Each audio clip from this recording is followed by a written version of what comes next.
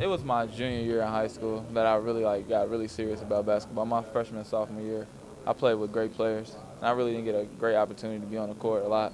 So when I finally got my chance my junior year, and my coach told me, you could be really good at this, man. He was like, if you keep working, you can go to a big time school and you probably can play a lot. And he gave me the confidence. He installed it in me, and ever since then, I've just been rolling. My dad pushed us to the limits. I mean, he played basketball, so he knew what it took. I mean, he played college basketball, and he always pushed us. But my coach was the one that told me. Because my dad really didn't know about the scholarship things and, like, how to get recruited and things like that, because when they came out, it wasn't AAU tournaments and things like that. So my high school coach really helped me with that. What's the most important thing, going to college? Until recently, some guys have even skipped college and go straight to the pros. But what's the most important thing you think you learned at Wake to prepare you for the next thing? I learned a lot of life lessons. I mean, it wasn't even basketball. It was more like growing up, being more mature, being on your own, because I was 8 hours away from home. So I had to learn how to survive on my own, how to make my money stretch. We wasn't the wealthiest family, how to eat, how to get good meals and things like that.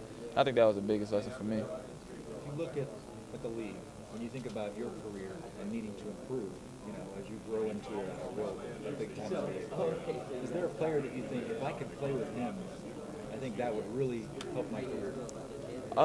Any great point guard. I mean, I want to learn from someone. I mean, you can go with the Jason kids, the best players in the country, Chris Paul. If you go with those, Darren Williams, and you just learn from them. I mean, I like to soak things up. I'm a sponge. I mean, when Chris comes back in town, when we're in Winston-Salem, I try to listen to everything he says, man. He's been there.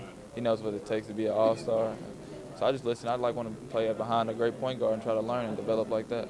Did that pressure of coming? I knew coming in as a point guard for Wake Forest, you're going to have some big shoes to fill. But if you're any kind of basketball player, you want that kind of pressure. I mean, you want to come in and try to see where you're at. And when I came in, I think I did a pretty good job for Wake Forest the 2 years I was there. Yeah, I feel like any position on the floor, you have to have an ability to score. I mean, as a point guard, if you can't score, guys will not respect you and they'll sag off. It kind of hurts your offense. So I always want to be in attack mode and have the ability to score, but I really have to show my ability to run a team and be able to pass and get others involved. But Aaron Brooks was a prime example this year of what kind of player I would like to be in the NBA. Every player in the NBA is really good.